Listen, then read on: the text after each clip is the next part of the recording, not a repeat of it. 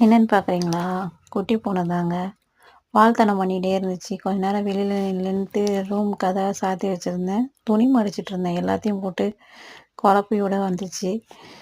எப்படி இருந்தாலும் நான் வந்து கெடுப்பேன் வேலையன்ட்டு தள்ளிக்கிட்டு வந்துடுச்சு. நேத்து போன அலைச்சல் இருந்துச்சு இல்லையா? ரொம்ப நேத்து ஃபுல்லா வெளியில அலைச்சல் தான்.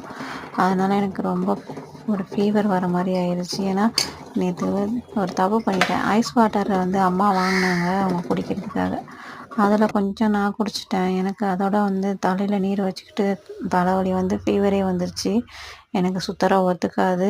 இருந்தாலும் சரி தாகத்துக்கு குடிப்போமேன்னு தான் குடிச்சேன். எனக்கு செட் ஆகல. அதுக்கப்புறம் வந்து இன்னைக்கு சிக்கன் பிரியாணியும், சிக்கன் ஃப்ரை பண்ணிட்டேன். அதுக்கப்புறம் எக் பாயில் பண்ணிட்டேன். அல்ஹம்துலில்லாஹ். வீட்டு வேலையெல்லாம் முடிச்சுட்டு லஞ்ச் பேக் பண்ணி எல்லாத்தையும் அனுப்பி விட்டுட்டு, இங்கே ரூமை வந்து க்ளீன் பண்ணி எடுத்து வைப்போன்னு தான் வந்தேன்.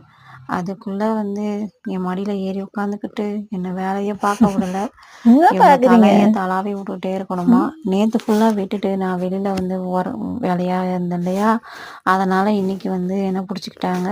என்னை விடவே இல்லை. தலைய தலாவி விடு தலாவி விடுன்ட்டு வந்து உட்காந்துக்கிட்டு ஏதோ சொல்ல வந்தாங்க.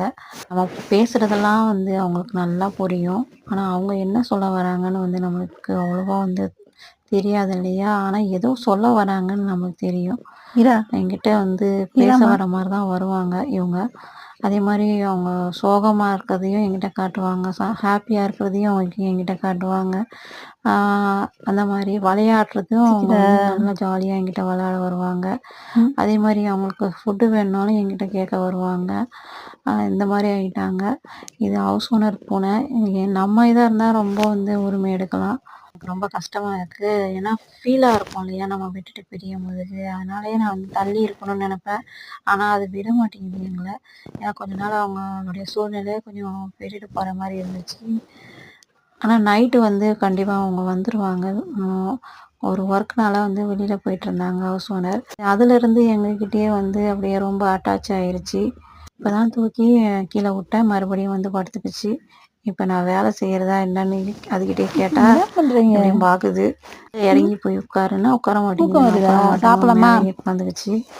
மூஞ்சி அப்படியே அப்புறாணி மாதிரி காட்டுவாங்க. நான் ஏதாவது இறக்கி விடலான்னு தூக்குனா தூக்க விட மாட்டாங்க. கையை கடிக்க வருவாங்க. நீ வந்து இறக்கி விடாத என்னன்ட்டு. எவ்வளோ நேரம் வேணாலும் உட்காந்துருக்கலாம் மடியில். அப்படியே உட்காந்து தூங்கிக்கிட்டே இருப்பாங்க. நான் வேலை வெட்டி வேணாம் பாருங்க தூக்குறதுக்கு வந்தால் கடிக்க வராங்க.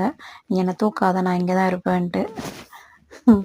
கடிக்க வரக்கூடாது. விட்ட குறை தொட்ட குறைன்னு அந்த மாதிரி இருக்கு இந்த பூனை.